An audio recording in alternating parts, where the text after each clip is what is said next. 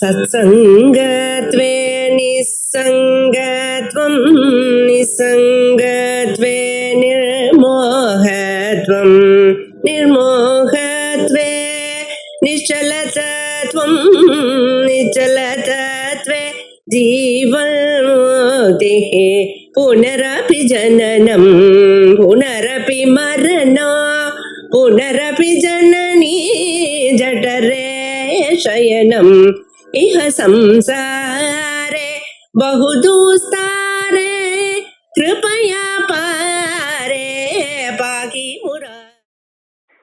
இந்த புத்தகத்துல 541வது பக்கம் கீழே இருந்து 8வது லைன்.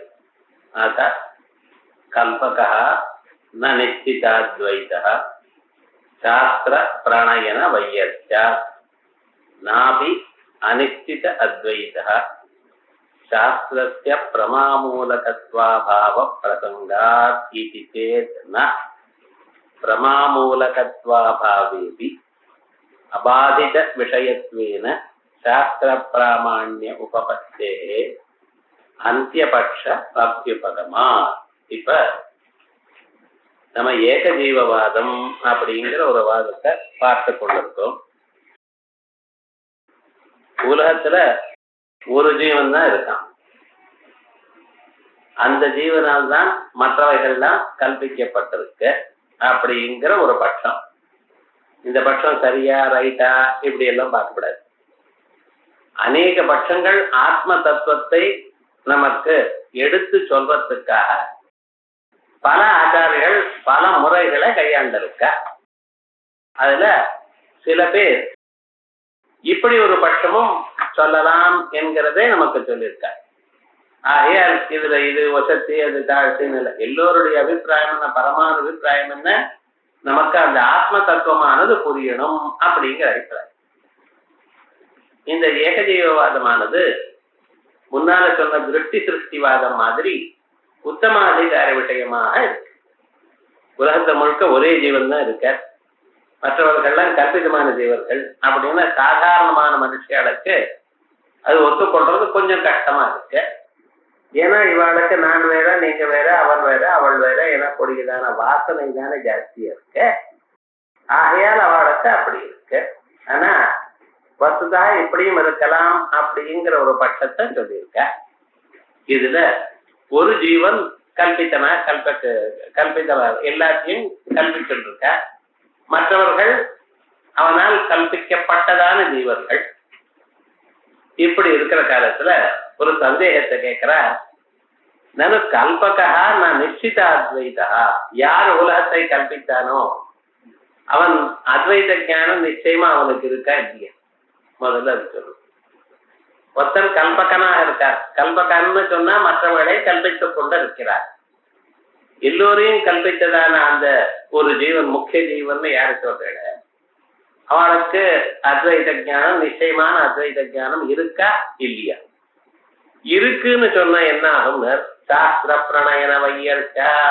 அப்ப எவ்வளவு பெரிய சாஸ்திரம் எங்க எழுதணும்? அவதான் அத்வைத்தம் தான் நிச்சயமா தெரிஞ்சு போயிடுச்ச. இருக்கிறதும் ஒரு ஜீவன், அந்த ஜீவனுக்கும் அத்வைத ஞானம் பரிபூர்ணமா நிச்சயமா இருக்கு.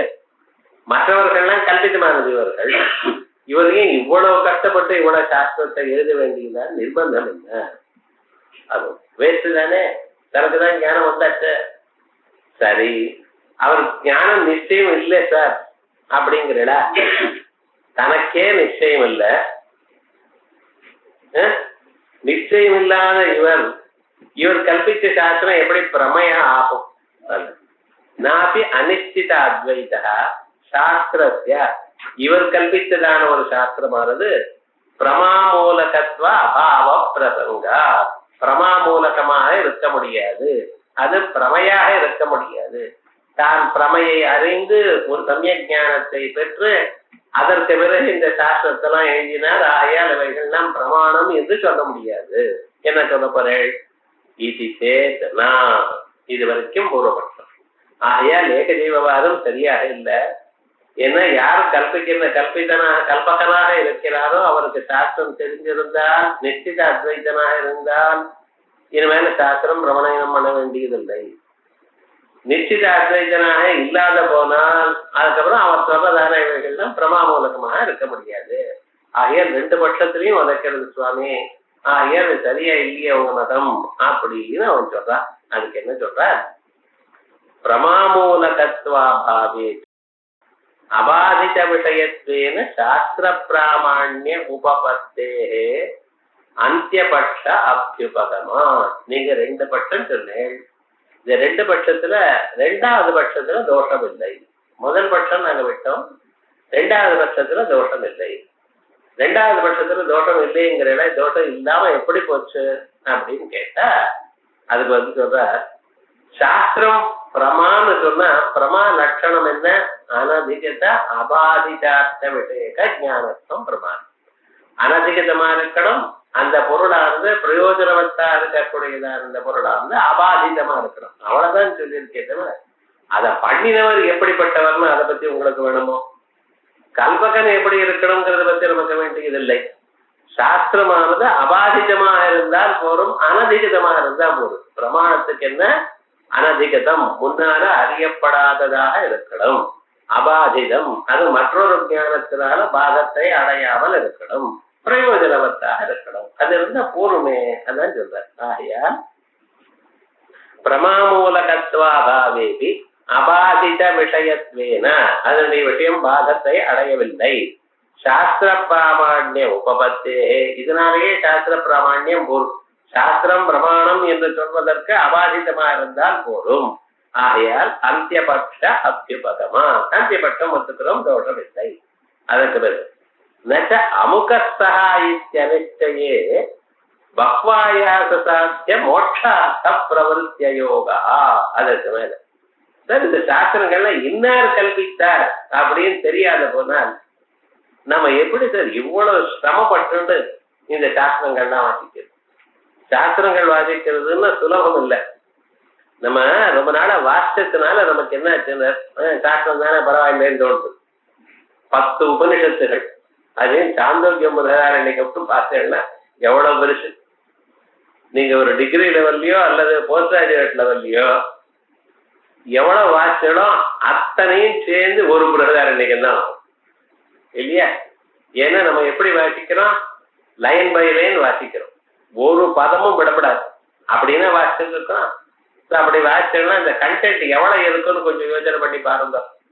அவ்வளவு விவகாரங்கள் வாசிக்கிறோம். இது இல்லாம சூத்திர பாஷ்யம், அது இல்லாம கீதா பாஷ்யம், இவர்கள்லாம் எப்படி இவ்வளவு சாஸ்திரம் வாசிக்கணும்னு எவ்வளவு சிரமப்பட வேண்டியதா இருக்க ஒரு மனுஷன்.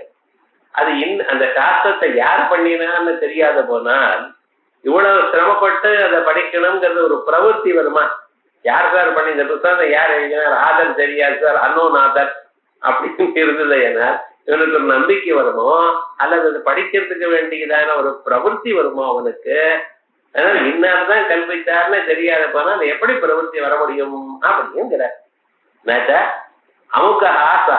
அமுகனா இன்னார் அர்த்தம். சாதாரண இன்னாருங்கிறோமோ நான் எக்ஸ்னு தெரியலையோ நான் அமுகஸ்தா இது அனிச்சயே பக்வாயாச சாத்திய மோட்சார்த்த பிரவருத்திய யோகா.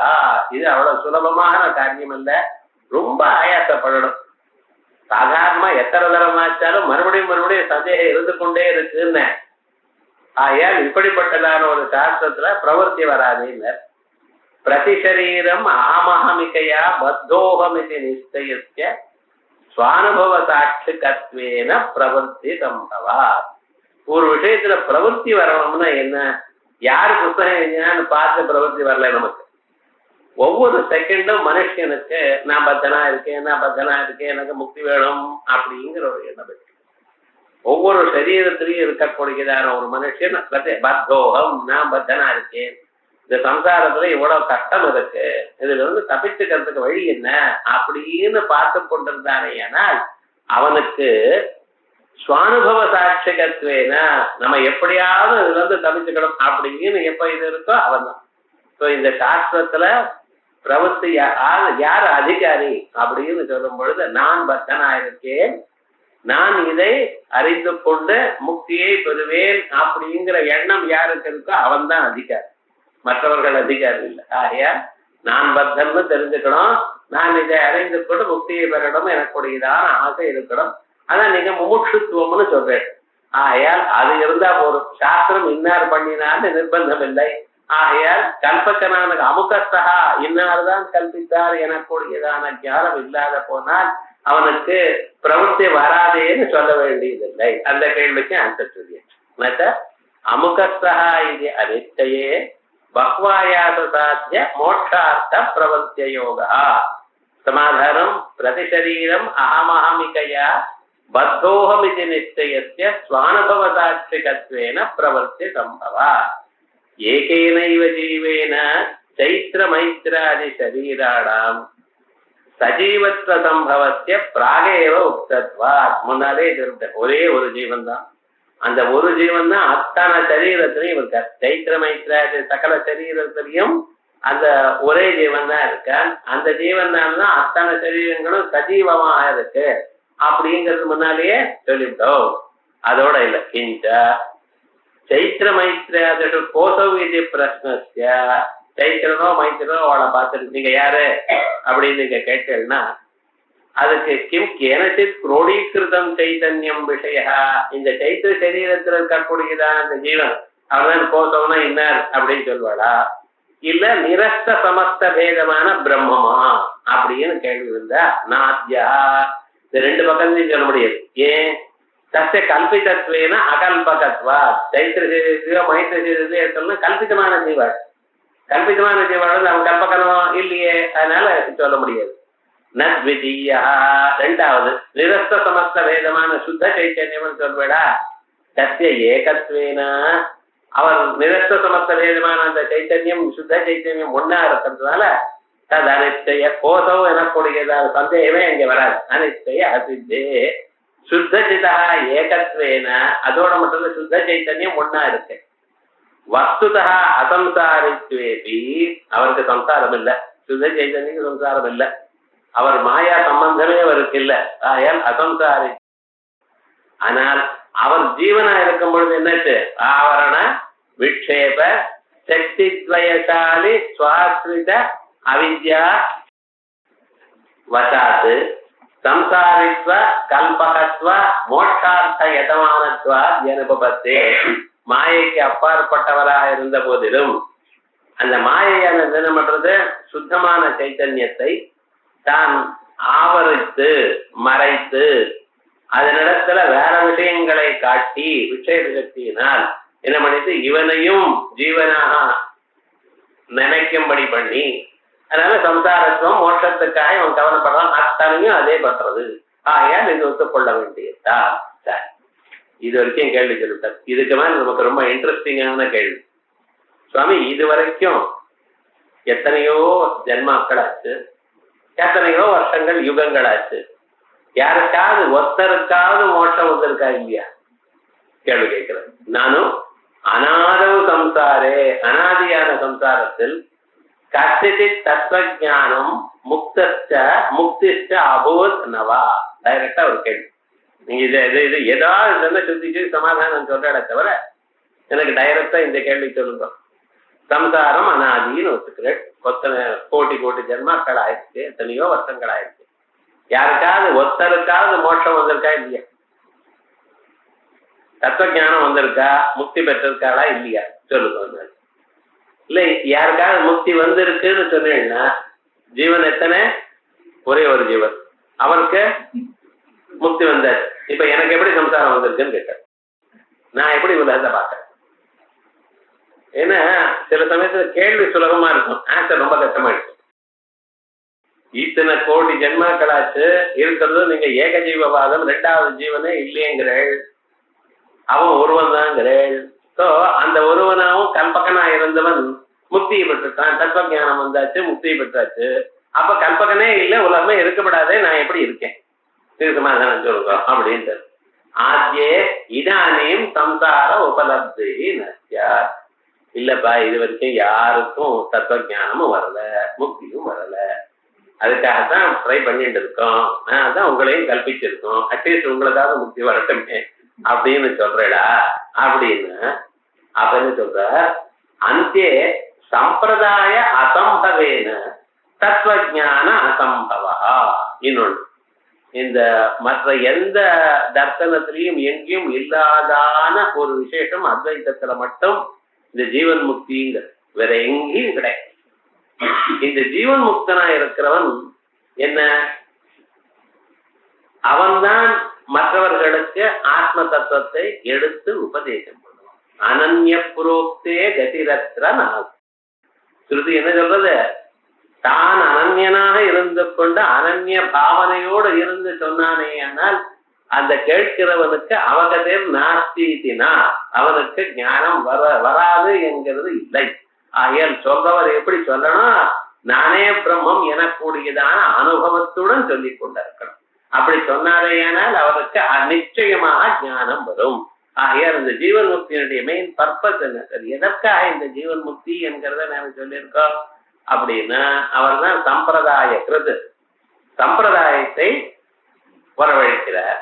ஆகையால் அவர் சொன்னதுனால இன்னொருத்தருக்கு ஞானம் வருது, அவர் சொன்னதுனால இன்னொருத்தருக்கு ஞானம் வருது. இப்படி ஒரு சம்பிரதாயம், ஆத்ம தத்துவத்தை அறியக்கூடியதான சம்பிரதாயம் ஜீவன் முக்தனால் தான் வர முடியும். ஆனா நீங்க என்ன சொல்ற, அனாதியான சம்சாரத்தில் இதுவரைக்கும் யாருக்குமே தத்துவ ஞானம் வரல, இது வரைக்கும் முக்தி யாருக்கும் வரலன்னா அப்ப சம்பிரதாயம் எப்படி சார் வந்திருக்கு, வரவே முடியாது. ஆகையால் வந்திருக்குன்னு சொன்னா எனக்கு உலகம் தெரியப்படாது. இது வரைக்கும் யாருக்கும் தத்துவ ஞானம் வரல, மோட்சம் வரல அப்படின்னு சொன்னேன்னா சம்பிரதாயம் எல்லாம் போயிடும். என்ன சொல்லப்படுது, இது எப்படின்னா உபயகஸ்பாஜாரஜு, எந்த பக்கம் எழுத்தாலும் சுருக்கு விழுந்துருக்கு. அதை சரி பண்றது ரொம்ப கஷ்டமா இருக்கே, ஒன்றும் தெரியலையே, சமாதானம் சொல்லுங்க அப்படிங்கிறார் ஏகஜெயவாதத்துல. நானும் அநாதவ சம்சாரே, அனாதியான சம்சாரத்தில் கத்திச்சிது தத்துவஜானம் முக்திஷ்ட அபூத் நவா, யாருக்காவது தத்துவஜானமும் முக்தியும் ஏற்பட்டிருக்கா இல்லையா, ஆத்யே யாருக்காவது முக்தி தத்துவஜானம் வந்திருக்கு என்று சொல்விடையானால் இதானே சம்சாரோபலப்தர் நஸ்யா, இருக்கிறது ஒரு ஜீவன், அந்த ஜீவனுக்கு முக்தி வந்தாச்சு, அஜ்ஞானம் எல்லாம் போயாச்சு. ஆகையால் இனிமேல சம்சாரம் தோணப்படாது, ஆகையால் எனக்கும் சம்சாரம் தோணப்படாது. ஆனா தோணிட்டு இருக்கு, அதனால நீங்க சொல்ற தப்பு. ஒண்ணு ஜீவத்தே ஏகத்வா அந்தியே, அந்தியன்னு அந்தியபட்சம், ரெண்டாவது பட்சம், இதுவரைக்கும் யாருக்கும் முக்தி வரல தத்துவஞானம் வரலைங்கிறன்னா சம்பிரதாய அசம்பவேனா, இது வரைக்கும் சம்பிரதாயம் இல்லாதனால தத்துவஜான அசம்பவா, சம்பிரதாயம் இல்லைன்னா தத்துவஞானம் வராது. பார்க்கலாம், ஏதோ என்னமோ புத்தகத்தை பார்த்து படிச்சுட்டா வரக்கூடியது இல்லை. புத்தகத்தை பார்த்தா புரியலாம், புத்திசாலியா இருக்கிறவங்க புரியலாம், இல்லைன்னு சொல்லல. ஆனால் பிரம்மஜானம் வராது. இது இந்த சம்பிரதாய ரீதியா அனுபவித்துக் கொண்டிருக்கக்கூடியதான ஆச்சாரியனுடைய திருமுக மண்டலத்திலிருந்து வந்தாத்தான் இது முடியும் அப்படின்னு இருக்கே சுவாமின்னு ஈட்டிட்டே. அதுக்கு பதில் சொல்றார், இந்த சிஸ்டத்துல நம்ம சம்பிரதாயத்தை வேண்டாம்னு சொல்லல, ஞாபகம் வச்சுக்கணும். சம்பிரதாயத்தை ரொம்ப முக்கியம், புரியுதுன்னா. நகி ஷட்சாஸ்திர விதபி அசம்பிரதாய துச்சவது உபேட்சணீயாங்கிறது பாட்டிட்டார். ஆகையா மூர்க்கவது உபேட்சணீயா அப்படின்னு சொல்றார். ஆகையா சம்பிரதாயம் வேண்டியதுதான். ஆனா இங்க என்ன பதில் சொல்றாரு இதுக்கு, அது பார்க்கணும். நகி அசம்பிரதாயிகத்துவம் உற்பத்தி விரோதி. சுவாமி சம்பிரதாயத்திலேயே இல்லைன்னா அவனுக்கு வராதுன்னு சொல்லாதீங்க. சம்பிரதாயம் இல்லாத போனால் ஞானம் வராதுன்னு சொல்லப்படாது.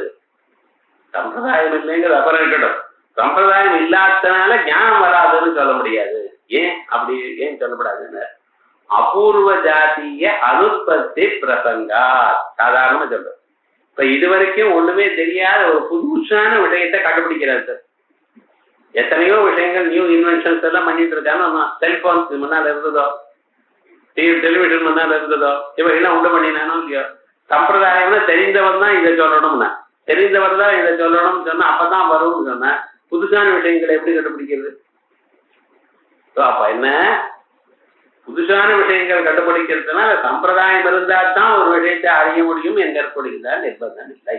அவனா புது சக்தியினால அறியலாம் அப்படின்னு சமாதானம் சொல்லிட்டார்.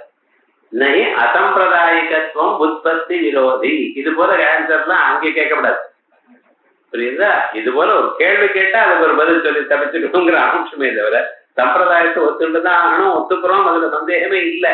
இருந்தாலும் இந்த இடத்துல கேள்வி கேட்டா இதுக்கு சமாதானம் இருக்காது. அபூர்வ ஜாதிய அனுற்பத்தி பிரசங்கா. அப்ப எது சார், எது இருந்தாலும் புதுசான விஷயம் வரும்னர். நது கிந்து காரண அசத்வம். காரணம் இல்லைன்னா காரியம் உண்டாது. இப்ப என்ன, இந்த சாதாரணமா ஒரு சாதாரணமான ஒரு மனுஷன் என்னமா சமாளிச்சு வர்றாரோ அப்படி சமாளிச்சு விட்டாரு. காரணம் இல்லைன்னா காரியம் இல்லைன்னு வச்சுங்க, அவ்வளவே தவிர ஒரு காரியம் உண்டாகணும், சம்பிரதாயம் இருந்தா தான் காரியம் வரும் அப்படி எல்லாம் சொல்லக்கூடாது சுவாமி. காரணம் இல்லைன்னா காரியம் வரும், அவ்வளவுதான் சொல்லுவாங்க. கிந்து காரண அசத்வம் தன்மை இதானியும். இப்பொழுது காரணம் இல்லாமல் இல்லையே. ஏன்? உபதேஷ்டுத்வாதி காரணஸ்ய கல்பனா சுதுரஸ்ய சத்வா. கல்பனையினால இன்னார் நமக்கு உபதேசம் பண்ண போறார், இன்னார் உபதேசிக்கார் அப்படியே கல்பிச்சுட்டு இருக்கோம். அதனால கல்பனா சுதுரமான உபதேஷ்டுத்வாதி காரணம் இருக்கிறதுனால் காரணம் இல்லாமல் இல்லை, ஆகையால் ஞானம் வரலாம். ஜீவைக்கிய பிரமாண சித்தத்வே சம்சார உபலம்ப ஏவா. எப்பொழுது ஜீவன் ஒரு ஜீவன் தான், உலகம் முழுக்க இருக்கிற ஜீவன் எத்தனை? ஒரே ஜீவன் தான் அப்படின்னு பிரமாணத்தினால் சித்திச்சு போயிடுது. பிரமாணம் எங்க சித்திச்சுக்கு? முன்னாலே ஏக ஜீவத்துல பிரமாணம் சொல்லியிருக்கேன். அதனால மாண்டோக்கிய உபனிஷத்து காரிகைகள் இவெல்லாம் பிரமாணம் சொல்லியாச்சு. ஜீவன் ஒருவர் தான் என்ற பிரமாணத்தினால் சித்திச்சது சம்சார உபலம்ப ஏவா. ஜீவனும் ஒருவன், சம்சாரமும் நமக்கு தோன்றது. அப்ப என்ன சார் அர்த்தம்? இது வரைக்கும் ஞானம் வரலன்னு அர்த்தம். அவ்வளவுதான், வேற வழி சொல்ல முடியாது. ஜீவைக்கிய பிரமாண சித்தத்வே சம்சார உபலம்ப ஏவா. சம்சாரம் தோணுவதே நமக்கு. அதப்பூர்வமும் இதுவரைக்கும் தத்துவஞான அனுஸ்பத்தவு பிரமாணம். தத்துவஞானம் இது வரைக்கும் யாருக்கும் வரல அப்படிங்கிறது இதுதான் சார் பிரமாணம். நச்ச தத்துவவித்வேன ஸ்ருத்யாதி சித்தானாம் சுக வாமதேவாதீனாம் முக்திர் மாபூது. நீங்க சொல்றது ரொம்ப நல்லா இருக்கு சார். நாங்க வேதாந்தம் வாசிக்கிறதுக்காக சுகர், வாமதேவர், வசிஷ்டர், வியாசர், பகவத்பாதர் இவாளுக்கெல்லாம் ஞானம் வந்திருக்குன்னு தான் நம்ம சொல்லிருக்கோம். அப்படின்னு ஸ்ருதிகள்லே சொல்றதே சுக வாமதேவாதீனாம் முக்திர் மாபூத். அவளுக்கு முக்தி இல்ல, மமத்து பவிஷ்யதி. இந்த சாஸ்திரம் வாய்ச்சா எனக்கு மட்டும் வர போறதா? சுகவாமதேவருக்கே வராத முக்தி நமக்கு வரப்போறது. இது கதம் ஸ்ரத்தா. எப்படி சார் ஸ்ரத்த வரும்? இந்த ரொம்ப பேர் முக்தி வந்திருக்கு அப்படின்னு சொன்னா அவளுக்கெல்லாம் முக்தி வந்திருக்கு, நம்ம ஏதோ ட்ரை பண்ணி பார்ப்போம், நமக்கெல்லாம் வராதா என்ன அப்படின்னாலும் ஒரு நம்பிக்கை இருக்கும். இதுக்கு சுகருக்கும் வரல, வாமதேவருக்கும் வரல, வியாசர், வசிஷ்டர் இவாளுக்கெல்லாம் அவளுக்கே வரல, நமக்கு வரணும்னு எப்படி சார் நம்ப முடியும்? நம்பிக்கை வர வேண்டாமா ஒரு மனுஷனுக்கு? நம்பிக்கை வந்தா தானே பிரவர்த்தி வரும். இது வாச்சியம் சாஸ்திர பிராமாண்ய தார்த்தியாதி கிரஹாணா. அப்ப அவளுக்கு வந்திருக்கா, உனக்கு வந்திருக்கா, இன்னொருத்தருக்கு வந்திருக்கா, உனக்கு என்ன சாஸ்திரம் சொல்றதோ இல்லையோ. யாருக்கு இதை வாசிக்கிறானோ அவனுக்கு அபரோட்ச சாட்சா்காரம் வரும் அப்படின்னு நிச்சயமா சொல்றது. ஸோ அபரோட்ச சாட்சா்காரம் வந்தா ஞானம் வரது, முக்தி வரத்தான் வரப்போம். அவளுக்கு வந்திருக்கா, இவாளுக்கு வந்திருக்கா, இந்த கவலை உனக்கு எதுக்கு? சாஸ்திரம் நம்பிக்கை இருக்கா இல்லையா? சாஸ்திரம் நம்பிக்கை இருக்கு. நம்பிக்கை இருக்குன்னு பண்ண வேண்டியது தானே. எக்ஸாம்பிள் காட்டணும். எப்ப எக்ஸாம்பிள் காட்டணும்னு சொல்றோ அப்ப உங்களுக்கு ஸ்ரத்த இல்லைன்னு அர்த்தம், நம்பிக்கை இல்லைன்னு அர்த்தம். பர்வதோ வன்னிமான்னு நம்ப வேண்டியது தானே, பர்வதம் நெருப்பு இருக்குன்னு நம்ப வேண்டியது தானே. எதனால? போனா போறது ஏதோ குறை இருக்குன்னு. அப்ப எது மாதிரின்னு இன்னொன்னு கேட்டான்னு அர்த்தம், இவனுக்கு நிஜமா நம்பிக்கை இல்லை. எதனால? அதனால வியாப்திக்காக இன்னொரு இடம் தேவை. அப்படி சொன்னா ஓஹோ நம்ம இது கட்டலாம், புகை இருக்கும், நெருப்பும் இருக்கு. இப்போ இங்க புகை இருக்கிறதுனால நெருப்பு இருக்கலாம் அப்படின்னு அந்த பிராமாண்ய நிச்சயம் இல்லாதனால சொன்ன மாத்திரமே அவனுக்கு எடுத்துக்கொள்ள வேண்டாமா? அது நிச்சயம் இல்லாதனால ஒரு திருஷ்டாந்தத்தை கேட்கிறேன் நீங்க அப்படின்லாம் கேட்கக்கூடாது. சாஸ்திரத்துல பிராமாண்யம் இருந்தா நிச்சயம் வந்துடும் போங்க அப்படின்ட்டு. சாஸ்திர பிராமாண்ய தார்த்தியா இது கிரஹாணா. அந்யதா அப்படி இல்லைன்னா அவளுக்கு மோட்சம் வந்திருக்குன்னு சொன்னாலே உங்களுக்கு நம்பிக்கை இருக்காது சார். ஏண்டான்னா அந்யதா தேசாம் மகானுபாவானாம் முக்தத்து. இப்ப எப்படி டவுட் வருது பாருங்க. அவள்லாம் மகானுபாவாள், அவ முக்தி அடைஞ்சிருக்கலாம், நமக்கு எங்கே சார் வரப்போறது?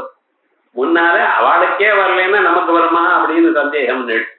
இப்ப என்ன சொல்ற? அவளுக்கெல்லாம் வந்திருக்குன்னா அவளுக்கு வரல சார், நமக்கு வருமானார். ஸ்ரத்த இல்லாத போனா எப்பவும் உனக்கு இல்லாது. ஸ்ரத்த இருக்குமே ஏன்னா சாஸ்திரத்துல நம்பிக்கை இருக்குமே ஏன்னா எப்படி பண்ணுது? அதனால நம்பிக்கைத்தான் முக்கியமே தவிர இந்த கேள்விக்கெல்லாம் இடமே கிடையாது. ஏன்னா எப்ப வந்தாலும் சம்சயாத்மா வினஷ்யதி என்னத்தான் பண்ணினாலும் சந்தேகம் வர வர அவன் கஷ்டப்படுவான். ஆகையால் நம்பிக்கை வேணும். சாஸ்திரங்களே ஸ்ரத்த சௌமியா ஸ்ரத்தாவான் லபதே ஞானம் அப்படின்னு சத்தையத்தானே சொல்றது. ஆகையால் ஸ்ரத்தை இருக்கணும் அப்பாங்க. சாஸ்திர பிராமணிய தாரித்யா இது கிரகானா அந்யதா அப்படி இல்லைன்னா தேசாம் மகானுபாவானாம் முக்தத்வேபி மகான்களா இருக்கக்கூடியதான சுக வாமதேவர்களுக்கு முக்தி இருந்த போதிலும் மம பவிஷ்யதி அவா முக்தியா பிறந்திருக்கட்டும் பெற்றிருக்கட்டும் மம பவிஷ்யத்தினவா எனக்கு முக்தி வருமா வராதா என்று சங்கா பிசாச்சா சங்கா பிசாச்சி இந்த சந்தேகம்ங்கிற ஒரு பிசாச்சி இருக்கு. இது இருக்கப்படாத வாழ்க்கையில ஏதோ ஒரு இடத்துல நம்பணும். நம்ம குரு சொல்லும் பொழுது இவர் சொல்றது ரைட்டா இருக்குமா பிடிச்சுக்கிறது. பிரதிபந்த பிரவருத்தி பிரதிபந்தாபத்தே நானு தர்ஹி ஸ்ருதி பிராமணிய பலாதேவ தத்சித்தா ஜீவபேதः பூர்வமபி கேசாஞ்சித் மோட்சஸ்ச அபிபேயதாம் அப்படின்னா ஸ்ருதி பிராமணியத்தினாலேயே இந்த ஜீவபேதமும் இருக்கே தோன்றது. ஸ்ருதிகள்லயே எத்தனையோ ஸ்ருதிகள்ல ஜீவபேதம் சொல்லியிருக்கு. அதே போலயே பூர்வமபி கேசாச்சின் மோட்சஸ்ச சில பேருக்கு மோட்சம் வந்திருக்குன்னு ஒத்துங்களேன். இது வரைக்கும் யாருக்கும் மோட்சம் வரல, ஆனா நீங்க வேதாந்த வாசல்ல மோட்சம் வரும் நம்பித்தான் வாசிக்கணும் இப்படின்னு எங்களை சொல்ற சார். எந்த சாஸ்திரங்கள் சொல்றதே அந்த சாஸ்திரங்கள்லயே அநேக ஜீவர்கள் இருக்கிறதாகவும் அந்த ஜீவர்கள்ல சில பேருக்கு மோட்சம் வந்தா போலையும் சுகவாமதேவாதிகளுக்கெல்லாம் மோட்சம் வந்தா போலையும் இப்படி எல்லாம் சொல்றது அதை ஒத்துங்களேன் அப்படின்னு நனு தருகி ஸ்ருதி பிராமணிய பலாதேவ இப்பத்தானே நீங்க சொன்ன ஸ்ருதியை நம்பணும்ட்டு அந்த ஸ்ருதி தான் சொல்றது தத்சித்தோ ஜீவபேத பூர்வமபி இதற்கு முன்னாலேயும் கேசாஞ்சித் மோட்சஸ்ச சில பேருக்கு மோட்சம் வந்ததாகவும் சொல்லப்படுறது அது ஒத்துக்கொள்ளுங்களேன் இது சொல்லிருக்க சொல்ற சூயதேஹி தத் யோயோ தேவானாம் பிரத்யபுத்யதா சயேவ ததபவது ததா ருஷீணாம் ததா மனுஷ்யானாம் தத்யோயோ தேவானாம் மத்தியே தேவதைகளுக்குள் யார் பிரத்யபுத்யதா ஆத்ம தத்துவத்தை அறிந்தார்களோ சஹா அவர் ததபவது அந்த பிரம்மமா ஆயிட்டார். தேவதைகளுக்குள்ள யார் அதை அறிந்தார்களோ அந்த பிரம்மத்தை அறிந்தார்களோ அவர்கள் தேவதரா ஆயிட்டார். அதே போலயே ததா ரிஷீணா ரிஷிகளுக்கு நடுவுல யார் பிரம்மத்தை அறிந்தார்களோ அவ பிரம்ம பாவத்தை அடைந்தார்கள். ததா மனுஷியானா மனுஷியாளுக்குள்ளையும் யார் அறிஞ்சாலும் அவ பிரம்மத்தை அடைஞ்ச பிரம்ம பாவத்தை அடைந்தார்கள் அப்படின்னு சொல்றது. அப்ப தேவதைகள் ரிஷிகள் மனுஷியார் இவாளுக்குள்ள சில பேர் அப்ப ஜீவபேதம் காணப்படுறதா? இந்த ஜீவபேதத்துக்குள்ள சில பேருக்கு மோட்சம் வந்திருக்கு சில பேருக்கு மோட்சம் வேதமே சொல்றது. அப்ப சாஸ்திரத்தை நம்புன்னு சாஸ்திரம் எப்படி சொல்றது? இதை நம்பினா என்ன? அஜோ கேவோ ஜுடமானோனு சேதே ஜஹாத்யேனாம் புக்தமா போகாமஜோன்யா அஜோ ஏகா ஜுடமானா அனுசேதே.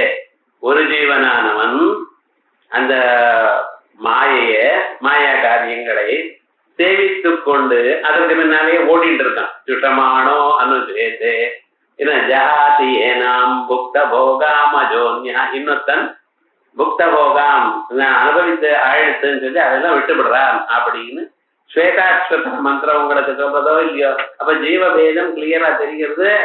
ஜஹாத்தியனாம் புக்த போகாம் அஜோன்யாங்கிறதுனால சம்சாரத்தை இவன் சம்சாரத்துல விடுபட்டவனாக இருக்கிறான் என்பதும் தெரிகிறது அப்படின்னு. அதோட நித்யோ நித்யானாம் சேதனச்சேதனானாம் அப்படின்னு கட்டோபனிஷம் சொல்லும். ஏகோ பகூனாம் யோ விததாதி காமான் தமாத்மஸ்தம் ஏது பஸ்யந்தி தீரா தேஷாம் சுகம் சாஸ்வதம் நேதரேஷாம் இப்படின்னு கட்டோபனிஷத்துல நித்யோ நித்யானாம் சேதனா சேதனானாம் அப்படின்னு ஜீவபேதம் தெரியுறதோ இல்லையா? அப்ப ஜீவபேதம் சாஸ்திரமே சொல்றது. நீங்க ஏக ஜீவவாதம்னு சொல்லிட்டு என்ன மட்டும் சாஸ்திரத்தை மட்டும் அப்படியே நம்புங்க, டோட்டலா நம்புங்கிற எப்படி சார்னு இத்தனையும் உபனிஷத்துல சொன்னேன். இப்ப ஸ்மிருதியிலையும் சொல்றது ஸ்மரியதேஜா.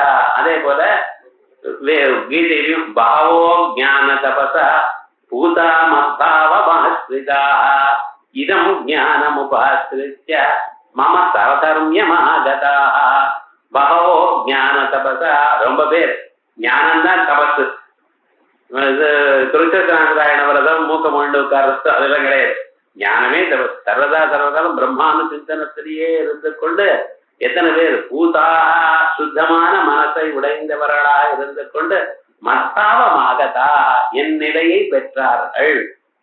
மகான்கள் எத்தனையோ பேர் பழைய நாள்ல என்னுடைய நிலை அடைஞ்சிருக்கா. இதம் ஞானம் உபாசிரித்யா, எந்த ஞானம்? ஞான தபசான்னு சொன்ன எந்த ஞானம்? இந்த 16வது அத்தியாயத்துல அத்வேஷ்டா சர்வபூதான்னு சொல்றேன், இந்த ஞானம் இதை அடைஞ்சு மம சாதர்மியமாகதா.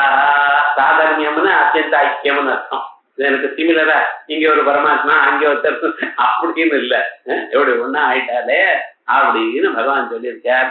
இந்த சாஸ்திரத்துல என்ன சொல்றது, பகவஹான்னு வேற சொல்லியிருக்கு, மத்பாவம் ஆகதான்னு புளூரல் வேற சொல்லியிருக்கு. இதுதான் என்ன தெரிகிறது, பல ஜீவர்கள் இருக்கா, பல பேர் என்னிடத்த வந்து சேர்த்திருக்கா, என்னுடைய நிலையை பெற்றிருக்கார் அப்படின்னு சொல்றது.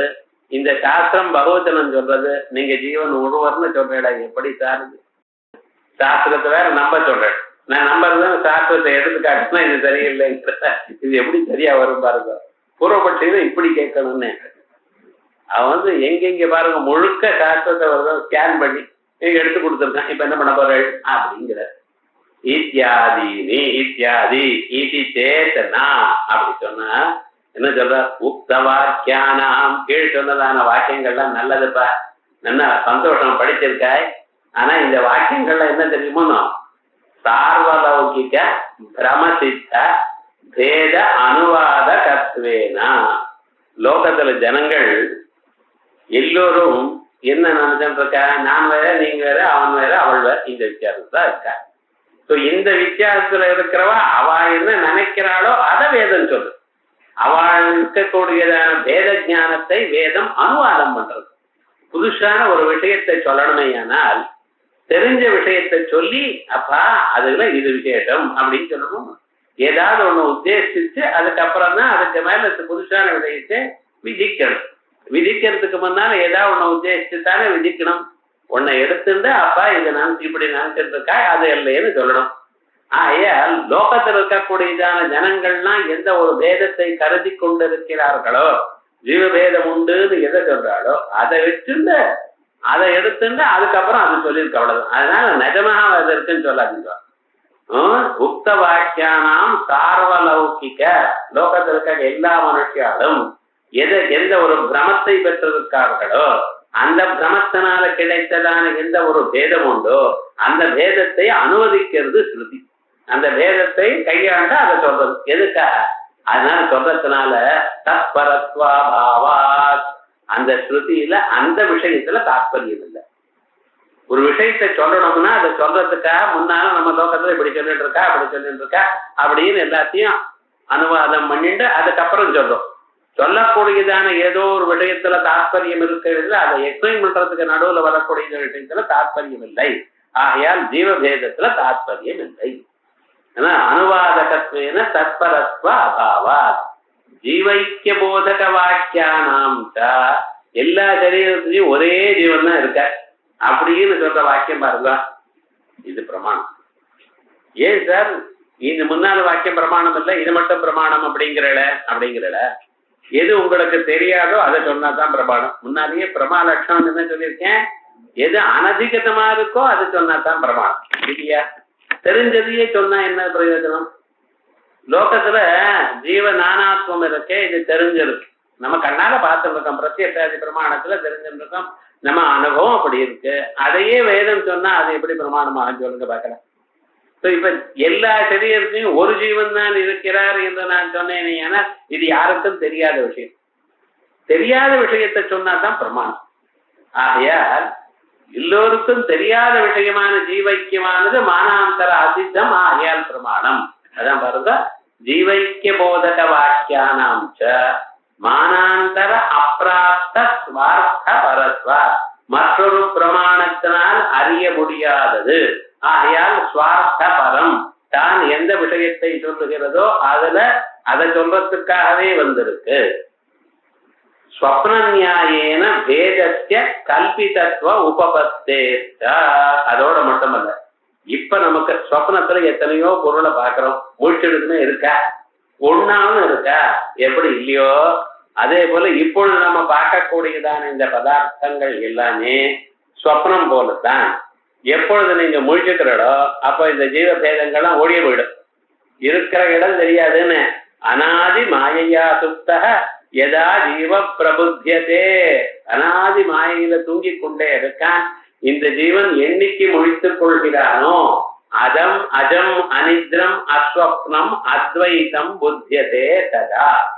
அஜம் பரவையற்றதான, அனித்ரம் மாயா தூக்கம் இல்லாதான, அஸ்வப்னம் வேற விதமாக ஒன்ன இன்னொன்னா பார்க்கிறது எனக்கூடியதான அம்சம் இல்லாதான, அத்வைதம் புத்தியதே ததா. அப்படிப்பட்டதான அத்வைதத்தை அவன் நிச்சயமாக பார்க்க போகிறான். ஆனா அது வரைக்கும் நமக்கு பேதம் தோணத்தான் தோன்றது. சொப்னத்துல பொருள்கள் தோணத்தான் தோன்றது. தோன்றதுனால அது உண்மையாகமோ ஆகாதப்பா. ஆயால் அப்படி இல்லைன்னா சொப்ன நியாயேன பேதஸ்ய கல்பிதத்வ உபபத்தேத்த ஞான ஸ்துதிபராணி வாக்கியானி ந ஆத்மபேதம் பிரமாதும் சக்னுவந்தி. இதுக்கு முன்னால ஞானத்தை ஸ்தோத்திரம் பண்றதுக்காக வந்த வாக்கியங்கள். பகவோ ஞான தபச பூதாமத் பாவபாது. இதெல்லாம் எதற்காக சொல்ற? புதுசுன்னு நினைக்காத, அது ரொம்ப கஷ்டம், ரொம்ப வசதியான ஒரு ஞானம் இது. இதம் ஞானம் உபாசிரிய, இந்த ஞானத்தை அடைஞ்சு அப்படின்னு எதற்காக சொல்றாரு? அந்த ஞானம் ரொம்ப வசதின்னு ஞானத்துக்கு ஸ்தோத்திரம் பண்றதுக்காக வந்திருக்கவைகள்லாம். இப்படிப்பட்டதான வாக்கியங்கள் ந ஆத்மவேதம் பிரமாதம் சத்ருவந்தி. ஆத்மாக்கள் வெவ்வேறா பல இருக்கு என்று சொல்வதற்கு அது பிரமாணம் ஆகாது. தாத்பரியவத் வாக்கிய அவிரோதேன. இந்த வாக்கியங்கள்னா தாத்பரியத்துடன் கூடினதான வாக்கியத்துக்கு விரோதமா இருக்கிறதுனால, வாக்கிய அவிரோதேன விரோதம் இல்லாததுனால அதாத்பரியவத் வாக்கியானாம் குணவாதத்துவ உபபத்தே. மற்ற வாக்கியங்கள் தாத்பரிய வாக்கியத்துக்கு விரோதமா இருக்கிற வாக்கியங்கள் அதுல என்ன?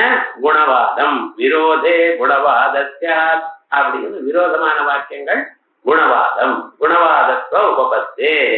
அதோட இன்னொரு இடம் சொல்ற பாருங்க. அதீத அநாகதாச்சைவ யாவந்தஸ்தஹிதாக க்ஷணாஹ ததோபி அனந்த குணிதா ஜீவானாம் ராசய ப்ருதத். அதீத அநாகதாச்சைவ. இது வரைக்கும் நீங்க பிறந்து இந்த உலகம் உண்டாய் எத்தனை க்ஷணங்கள் உண்டாயிருக்குன்னு எண்ணி பாருங்க. முடியுமா? இன்ஃபைனைட். அதோட அநாகதா செய்வ, இன்னும் எத்தனை க்ஷணங்கள் வரப்போறது அது வருங்க. எத்தனை க்ஷணங்கள் உண்டோ ததோபி அதை விட அனந்த குணிதா, அதை விட ஒரு இன்ஃபினிட்னா பெருக்கினா எவ்வளவு வருமோ அத்தனை பேர் இருக்காங்க. ஜீவான அம்ராசய ப்ருதத் அப்படின்னு ஜீவர்கள் எத்தனைக்கு இத்தனை ஜீவர்கள் இருக்கான். அசங்கியாகமான ஜீவர்கள் இருக்கான்னு ஒரு ஸ்மிருதி சொல்றது. அதான் கூட்டங்கள், ஒரு ஜீவர்கள் இல்ல, அத்தனை கூட்டமான மனுஷர் அத்தனை பேர் இருக்கான்னு இருக்குன்னு சொல்றதே. இத்தியாதி ஸ்மிருதிரபி. இப்படிப்பட்டதான ஸ்மிருதிகளும் ஜீவோபாதி பேத அனுவாதகத்தையா வியாக்கிய. ஜீவ உபாதிகள் அத்தனை இருக்கு. ஜீவனுக்கு உபாதி என்ன? அந்தக்கரணம். அத்தனை அந்தக்கரணங்கள் இருக்கு என்று சொல்றதுக்காக வந்திருக்கே தவிர அத்தனை ஜீவர்கள் இருக்கான்னு நினைக்காதீங்கோ. ஆகையா இத்தியாதி ஸ்மிருதிரபி ஜீவ உபாதி பேத அனுவாதகதையா வியாக்கியா. தஸ்மா ஆகையால் அவித்யோபாதிகா ஜீவா ஏக ஏவா. ஜீவன் ஒரே ஒருவன் தான் அவித்யோபாதிகன்.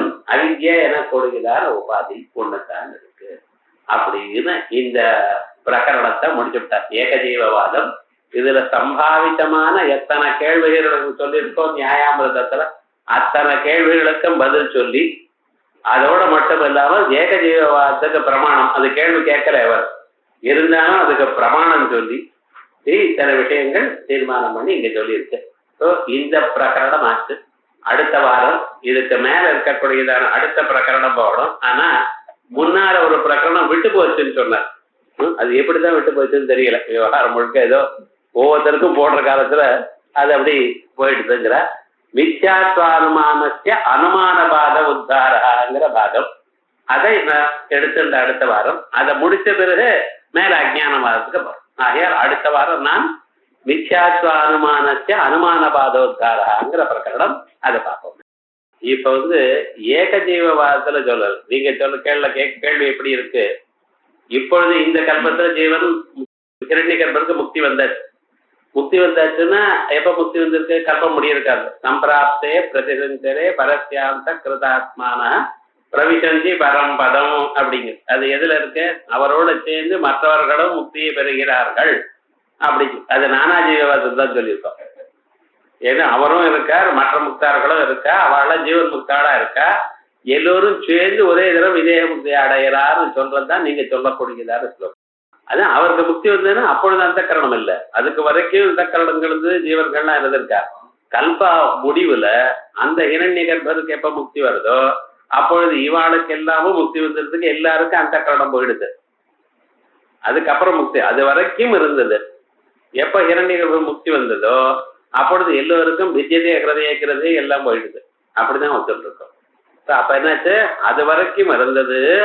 ஹிரண்யகர்ப்பருக்கு எப்ப முக்தி வருதோ, விதேக முக்தி வருதோ அப்பொழுது எல்லாருக்கும் சம்சாரம் இல்லையே. மகாபிரளயம்னா அடுத்ததுன்னா மறுபடியும் தான் உண்டு பண்ண போறார். அது காரணம் அங்க மாயையில் இருக்கக்கூடியதான மற்ற ஜீவர்களுடைய பிராணி கர்மா. அதுவும் கிடையாது. ஏகதீபத்துல கிடையாது. முக்தி வந்தாச்சுன்னா இனிமேல ஏகதீபத்துல கிடையாது.